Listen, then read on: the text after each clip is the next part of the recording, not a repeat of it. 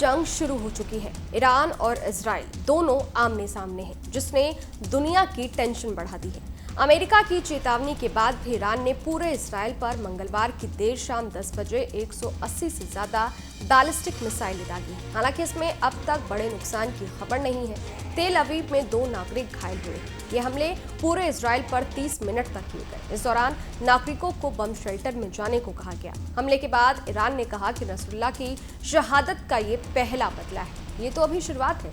दरअसल 27 सितंबर को इजराइल ने बेरूत में हिजबुल्लाह के हेडक्वार्टर पर हमला किया था। इसमें हिजबुल्लाह का चीफ हसन नसरल्लाह मारा गया था। ईरान के हमले के बाद नेतन्याहू ने कहा कि ईरान को हमले की कीमत चुकानी होगी।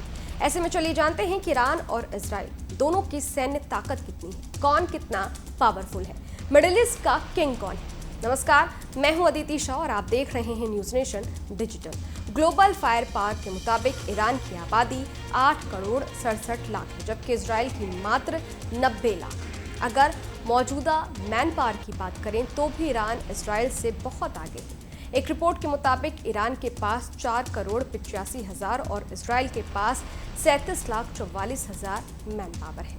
इनमें से ईरान 4 करोड़ से ज्यादा लोगों को तुरंत सेना में भर्ती कर सकता है, जबकि इजराइल के पास 31 लाख 11 हजार लोग हिस्सा लेंगे। ईरान की सेनाओं में 5 लाख 75 हजार लोग एक्टिव पर्सनल हैं, जबकि इजराइल के पास मात्र 1 लाख 73 हजार लोग ही हैं। 4 लाख से ज्यादा का अंतर है। जहां तक बात है रिजर्व फोर्स की, तो यहां इजराइल आगे है। उसके पास 4 लाख 63 हजार की रिजर्व फोर्स है, जबकि ईरान के पास 3 लाख 50 हजार लोग हैं।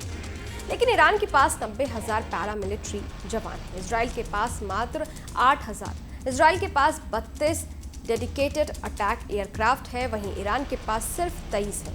ईरान के पास ट्रांसपोर्ट एयरक्राफ्ट 86 हैं, जबकि इजराइल के पास सिर्फ 15। इजराइल के पास ट्रेनिंग देने वाले फाइटर जेट्स 153 हैं, जबकि ईरान के पास मात्र 94।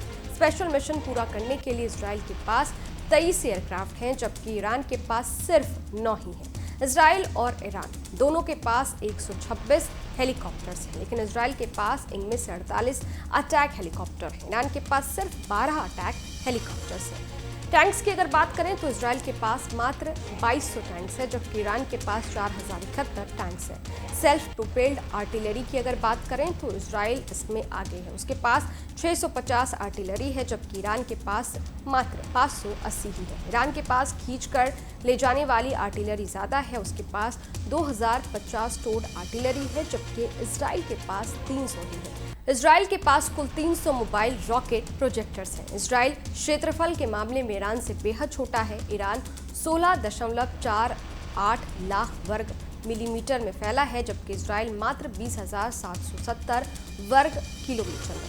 इजराइल के साथ एक चीज अच्छी है कि उसकी सीमाएं ज्यादा देशों से साझा नहीं होती है। तटीय सीमा भी मात्र 273 किलोमीटर की है, जबकि ईरान की 2440 किलोमीटर की है। बता दें कि अमेरिका ने शाम 7 बजे ईरान के हमले का दावा किया था। अमेरिका ने ईरान से कहा था कि अगर हमला किया तो गंभीर नतीजे भुगतने होंगे। उधर इजराइल के प्रधानमंत्री बेंजामिन नेतन्याहू ने सोशल मीडिया प्लेटफॉर्म एक्स पर लिखा है, ईरान ने आज रात एक बड़ी गलती की है और उसे इसकी कीमत चुकानी होगी। इससे पहले ईरान ने इस साल अप्रैल में इजराइल पर हमला किया था, लेकिन इजराइल ने अमेरिका, जॉर्डन और अन्य देशों की मदद से ईरान की तरफ से दागी गई सैकड़ों मिसाइलों और ड्रोन को पूरी तरह से नाकाम कर दिया था।